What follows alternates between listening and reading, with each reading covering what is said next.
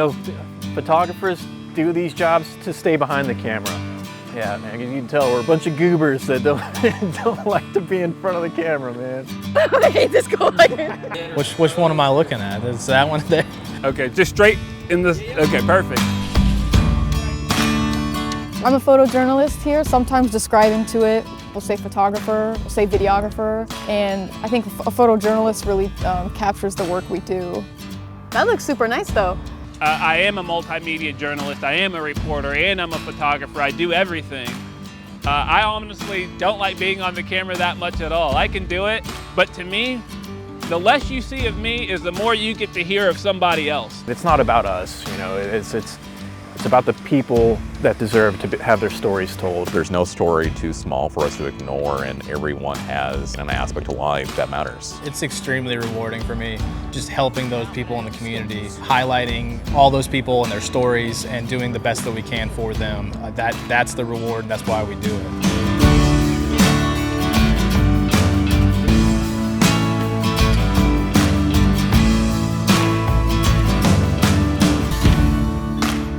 I'm grateful that our station really, you know, focuses on is the people, even though I'm like on camera right now, talking about myself.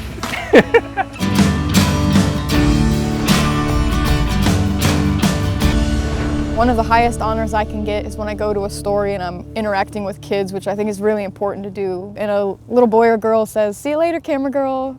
That's the highest honor for me. It's the coolest thing to be called that.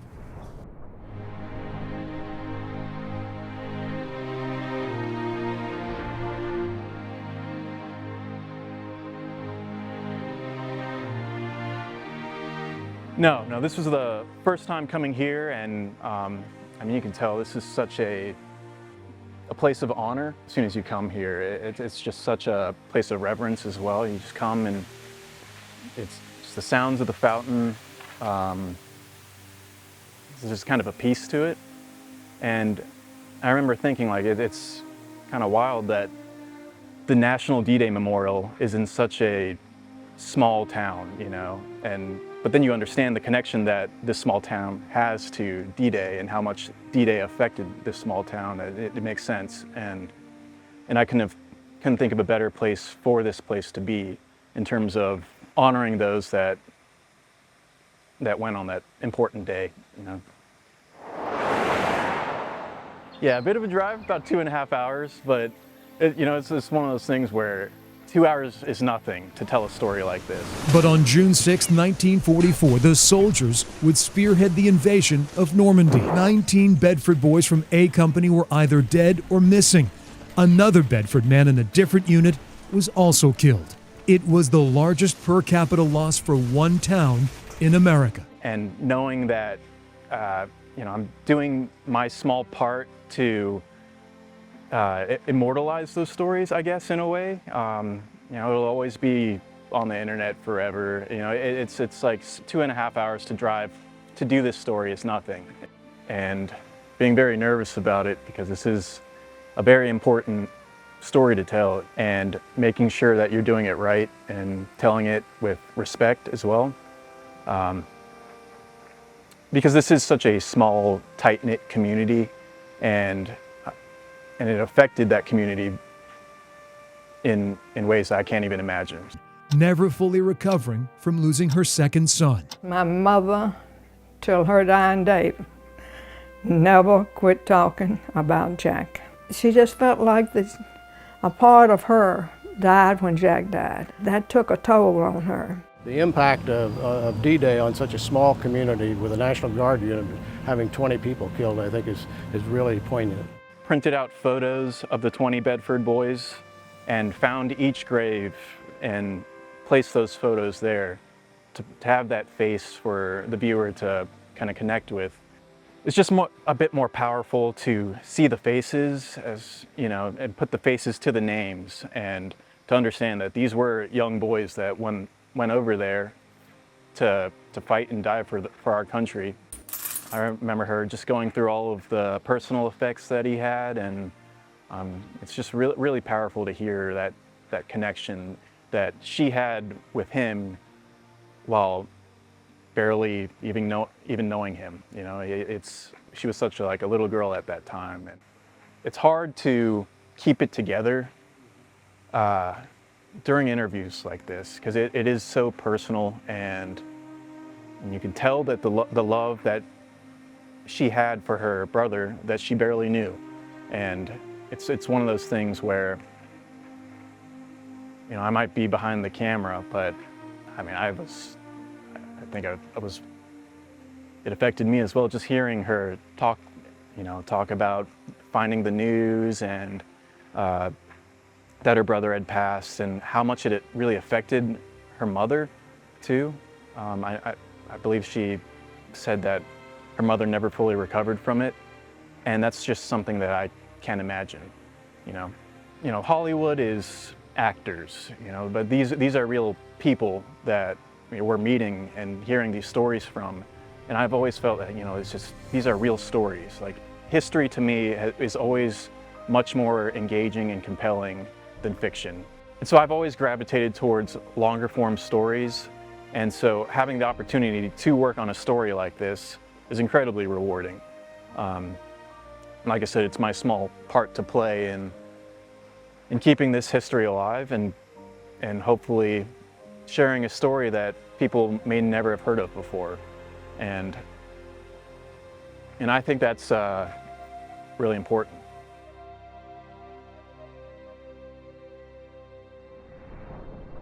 We can tell you that the one shot was heard coming from the woods behind the Ponderosa restaurant. The mere mention of DC snipers, it immediately, there's a lot of people that are like, oh yeah, I remember that happening.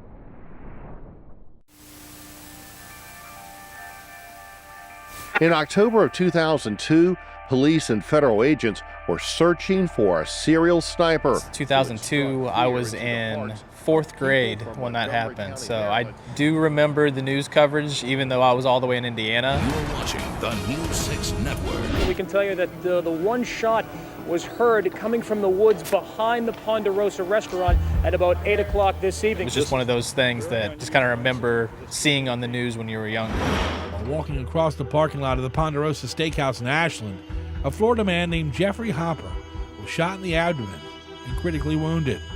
An attack that bore all the hallmarks of the serial sniper. We are acting as if it is.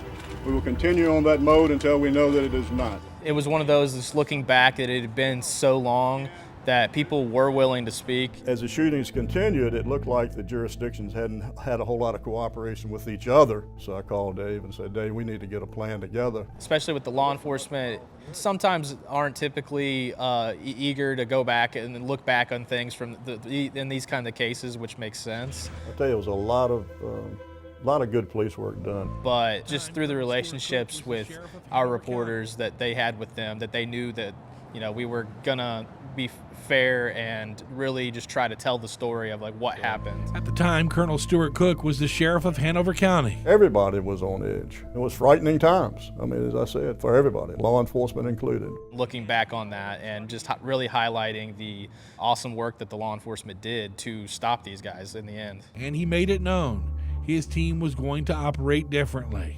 We weren't going to do what they were doing in Northern Virginia. That if we have something to give you that will help us clear this case and put the citizens at ease, we're going to give it to you.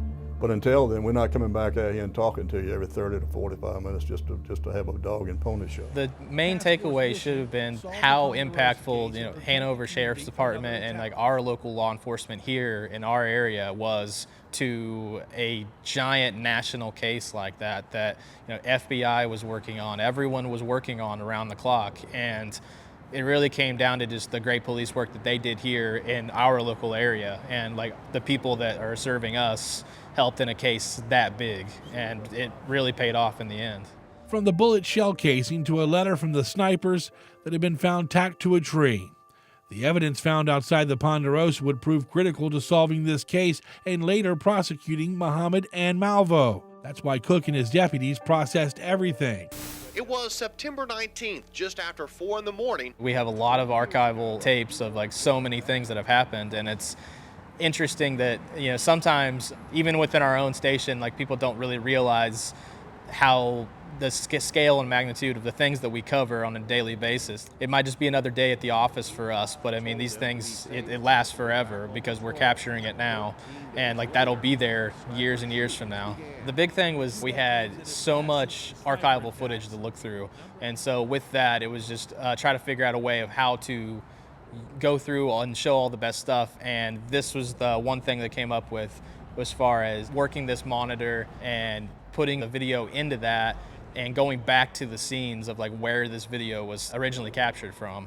So just going all over the place, multiple locations in our viewing area there in Ashland, Henrico, here in Petersburg, just really retracing the steps of, you know, former photojournalists before us that had shot this video that was all there for us because it was already captured by our journalist.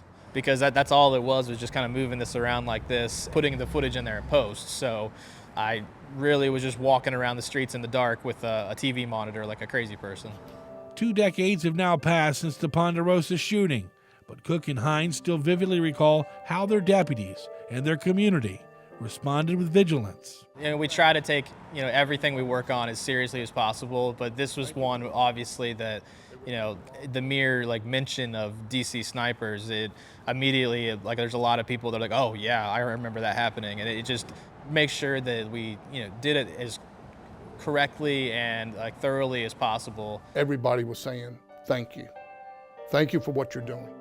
They were thanking law enforcement officers for shutting an interstate down, because that was the fear that had gone across the entire East Coast. There's a lot at stake when you receive a rescue call. It's an emergency and you have to respond and do your best job to not only arrive with a sense of urgency, but also a level of calm to reassure people that they're going to be okay. And in this moment, they were okay because the team saved their lives ultimately.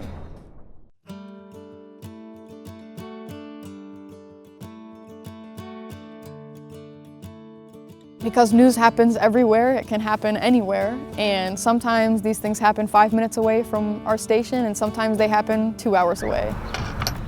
Reedville, Northumberland County is a kind of farm community. It's a small area. 2 hours out from Richmond is the Smith Point Sea Rescue, and they're located in Reedville, Virginia, right on the coast by the Chesapeake Bay. We have a very dedicated group on Smith Point Sea Rescue, which is a group of volunteer sea rescue people, men and women, who really care about saving lives out on the water. When I heard people in the water, I dropped everything, jumped in my car and came. This group of volunteers I got to spend the day with were so sweet, and they're a little bit older because they volunteer now. Some of them are retired, and I thought they just had completely infectious personalities. And then we took a tour of the boat. So we drove to their liftoff and got ready to go. Seatbelts on, you know, life vests on, and showed us around on the water. And they walked us through kind of the day-to-day of when they receive a call, what that looks like for them, the level of urgency that they have, the level of calmness that they have. And they walked us through what that means to be doing their job. There's a lot at stake when you receive a rescue call. It's an emergency and you have to respond and do your best job to not only arrive with a sense of urgency, but also a level of calm to reassure people that they're going to be okay. And in this moment, they were okay because the team saved their lives ultimately. So something you have to consider when you're sharing a story is when it happened. So when we arrived to meet the sea rescue team, they had already saved these people's lives. They've been recovering and doing well. And you have to ask yourself as the photographer, as you create this story, is how can I share it in a way that reflects what actually happened, even though it already did happen? So for this story, my reporter and I, Greg, were thinking about ways we could bring that back to life and showcase what happened without us having been there. So at times that's photographs being used. We have pictures of the rescue happening. The conditions of the 5 men and 3 women are worsening. There was one person who was hypothermic. Volunteers, including Pete Ortiz, pulled the people on board one by one. Because, I mean, some of them had a shocked look on their face. It's cool when you can have a shoot on a boat, because how many times can you do that? But it's hard to shoot on a boat. You know, you're only out there for a certain amount of time, and you have to work with those confines. There's always some kind of parameter in a story you have to work with. And on this day, it was being on a boat, having a small boat of space. Let's say the audio of just an engine roaring, and we're moving at fast speeds. There's a bit of wind hitting the camera. Being mindful of your sound, the visuals, that happens every story, and you have to work around that. But there are creative workarounds too, where, sometimes we threw a GoPro in the water to kind of simulate the sensation of being in the water. A moment later, the vessel disappears beneath the choppy waves. But you make it work, and that's kind of the fun challenge of this job is every story has its unique set of parameters, and I'm gonna problem solve creatively, artistically, I hope, to still bring it to life working within those parameters. And I loved how that story turned out. I love knowing I got to spend precious time with these people as they open their arms and let me into their world. And I'm filming something that I really hope reflects their experience as a team that's been doing this for so many years. And when you see the story come on the TV, I think there's a little bit of magic underneath it, knowing I helped them share their story. And hopefully I did it as best as I could. And they see themselves represented in it as they do their job every single day.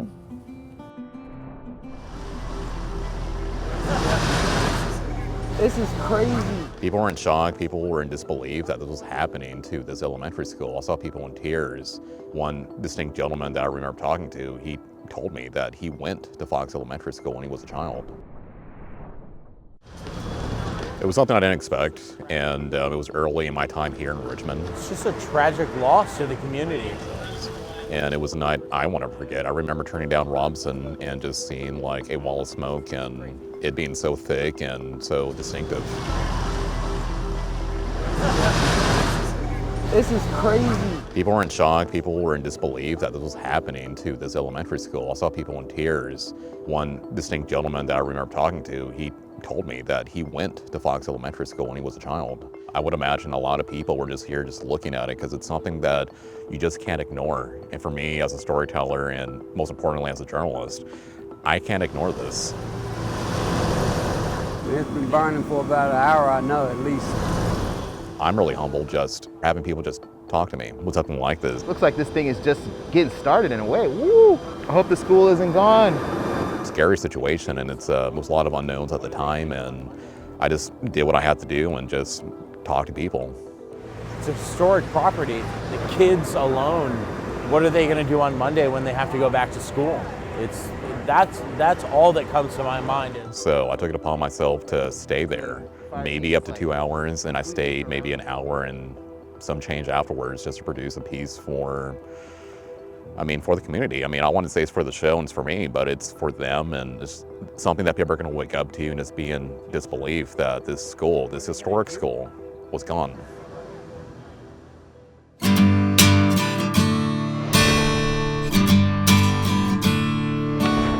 We're trying to share people's voices, their ideas, their perspective. It's truly an honor to be able to just share those stories, and I hope we do it justice. When we can elevate their voice, it can magnify that good to something truly great. You sit down with them and you just have a conversation. These people matter, their voices matter. There's people out there that truly deserve to have their stories told. I worked on a story where I visited a senior living home in Chesapeake Bay for a gentleman who worked for NASA as a photographer for nearly 50 years. I think sometimes people can feel forgotten in the work they do, in the life that they've lived. We highlighted his work near his 50 years at NASA as a photographer. And when the story was airing, we heard from his wife, and they set up a whole watch party in that senior living home for this story to air. And we got a text back from him saying, I felt like a celebrity that day. It was really meaningful to me with this shoot to highlight this gentleman's work and make him feel like a superstar. I'm gonna go slow! Watch out, for God's sake! My reporter and I, we had the opportunity to interview a gentleman who's 103. Looking at him, never would have guessed. Fighter pilot, World War II, all he wanted to do was to go fast. That's me as a flying cadet when I went through flight school. Had so much life to him, and just hearing his story, this man witnessed the atomic bomb. And the thing went off. And I was in the plane looking with a double shield on me, everything. And it was the brightest thing I've ever seen in my life. Getting to tell that story of his, it's something I'll hold dear and close to my heart. It's the best thing in the world. One that always sticks with me is there's a restaurant called Pops that had seating of 6 seats, but during COVID, all the restaurants had to cut their seating by half. Our business has been down 80% from last year. I cried many nights thinking I worked so hard to get here, and then it's tough. It really is. It was something that we can go out there and really highlight, you know, this great little community staple. And after it aired, like the next day there was a line going all the way out of this restaurant, and they had told us that you saved our restaurant, you know, and I'm just happy I could just do my small part in that, you know. It's a very awesome responsibility, and I try not to take it for granted every day. When you tell their story the right way, you can really change someone's life, and that's really awesome.